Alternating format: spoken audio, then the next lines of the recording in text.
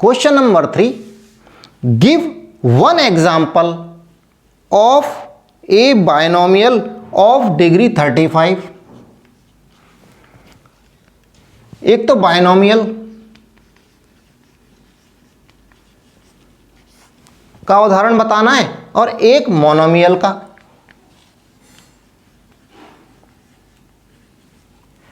Monomial कौन सी? जिसकी degree 100 है।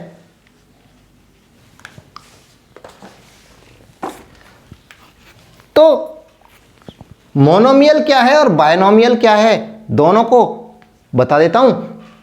पॉलिनोमियल जिसमें एक सिंगल टर्म होती है, एक ही टर्म है, उसको कहेंगे मोनोमियल। और जिसके अंदर 2 टर्म है उसको बायनोमियल कहते हैं। और जिसके अंदर 3 टर्म होती हैं, जिस पॉलिनोमियल में 3 टर्म होती हैं, उसको ट्राइनोमियल कहते हैं। और ये सारी की सारी पॉलिनोमियल तो होती ही हैं। तो यहां पर हमें बताना है बायनोमियल जिसकी डिग्री 35 है, यानी मैक्सिमम डिग्री। कोई भी वेरिएबल ले लेते हैं, मान लीजिए x वेरिएबल ले लिया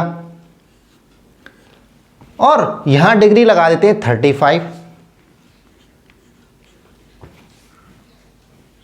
अभी तक क्या है, ये सिंगल टर्म है, एक ही टर्म है, इसलिए ये मोनोमियल है। और यदि इसमें कुछ भी ऐड कर दें या माइनस कर दें, +1 ही कर देते हैं चलो, तो ये क्या हो गई, 2 टर्म वाली पॉलिनोमियल हो गई, यानी कि बायनोमियल हो गई। और भी इसके हजारों लाखों उदाहरण आप ले सकते हैं। यहाँ पर y की पावर 35 लगा लीजिए, ये हो गई वेरिएबल और इसकी एक्सपोनेंट कितनी हो गई, 35। हमें 35 जो डिग्री है वो बायनोमियल के एग्जाम्पल्स लिखने। यहाँ पर लिख दो दूसरा y² + 3, ये तो ट्राइनोमियल हो गई। और यदि इसमें से हम इसको हटा दें तो ये हो गई बायनोमियल। और भी एक उदाहरण ले लेते हैं, z ले लेता हूं, z 35, z की एक्सपोनेंट 35 -5z, ये भी एक बायनोमियल हो गई। और भी ले लेते हैं, x की पावर 35 -x की पावर 34 +2 को हटा देंगे तो ये भी एक बायनोमियल हो गई। इस तरह से बायनोमियल क्या है, जिनमें 2 टर्म है और डिग्री 35 है। तो उसमें एक वेरिएबल लेना है, उसकी डिग्री 35 रखनी है और उसमें कुछ भी ऐड कर दो। यानी कि इसको x की पावर 35 है, यहाँ पर मैं लिख दूँ 3x की पावर 35 + 1, ये भी एक बायनोमियल है।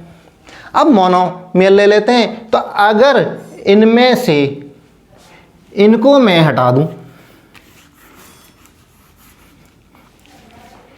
एंड डिग्री 35 की जगह 100 कर दें, यहां ये क्या हो गई, 3x की एक्सपोनेंट 100, ये मोनोमियल हो गई। y की पावर 100, ये भी एक मोनोमियल हो गई।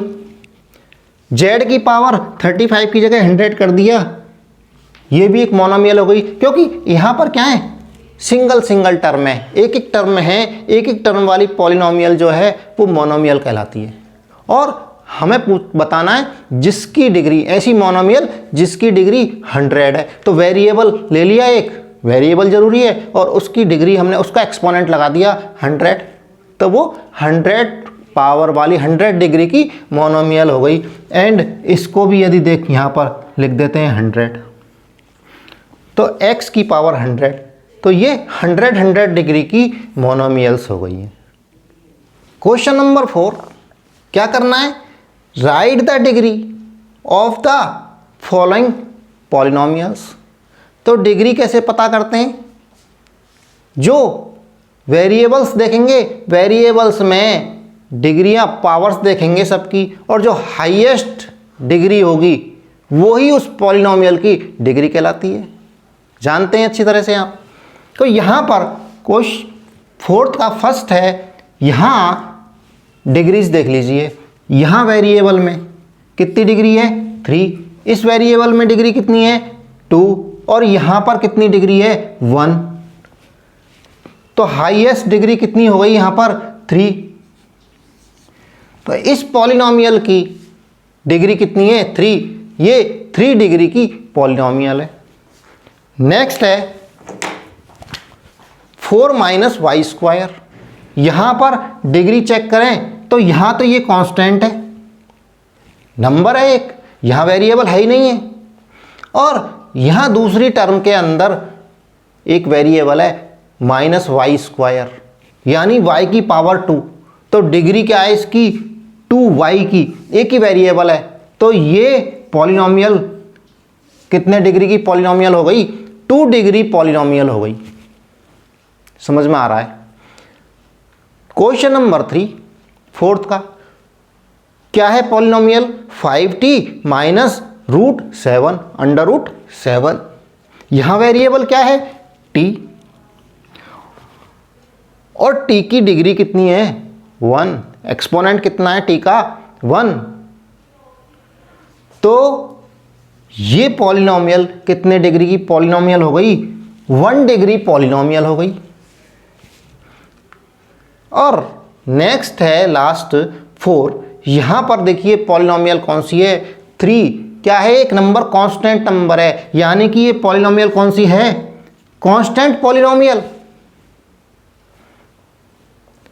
और कांस्टेंट पॉलिनोमियल की डिग्री कितनी होती है 0 होती है।